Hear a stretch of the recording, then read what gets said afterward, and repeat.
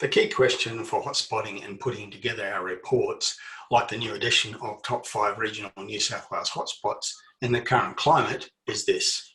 Among the locations that have strong long-term fundamentals supporting price growth, which ones are best set up to withstand the forces of the COVID-19 shutdown in the short term?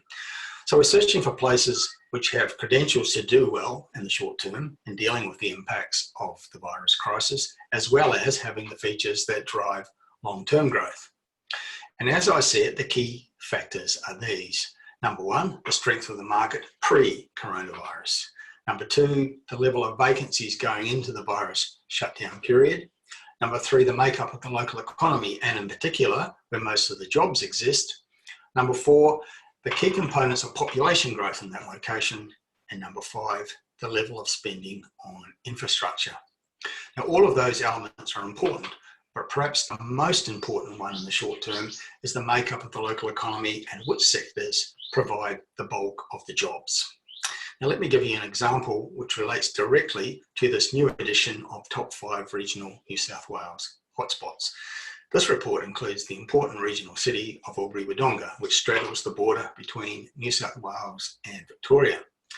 It has one of the strongest economies anywhere in regional Australia. It offers wonderful affordability and high rental yields. And in the last 12 months, there's been some pretty good price growth there as well. But the key factor about Albury-Wodonga right now is where most of its employment exists. The biggest four sectors that provide the most jobs in this city are, number one, hospitals and medical services. Number two, supermarkets and food stores. Number three, the military. And number four, aged care. Now, I can't imagine a better situation in terms of sectors likely to be hiring rather than firing in the current climate than those ones. So right now, amid all the issues afflicting Australia because of the coronavirus, Albury-Wodonga is performing well in its economy and, as a consequence, in its property market.